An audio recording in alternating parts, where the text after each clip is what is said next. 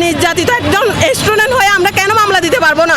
29শে জুলাই যে ইয়াটা হয়েছিল, আক্রমণটা হয়েছিল, আমি বিভিন্ন জনকে আমার চোখে আমার পকছে দেখছি। ইভেন কি আমার নির্যাতনের একটা আমি মামলাও দিতে চাচ্ছি, মামলা এখনো নিচ্ছে না। মানে বারবার বলতেছে যে অমুককে আনতে হবে, বিভিন্ন মানে ওরা দালালি করতেছে আর কি। আমি থানায় বারবার গেলে আমাকে বারবার সময় দেয়, মামলা নিতে চাচ্ছে না।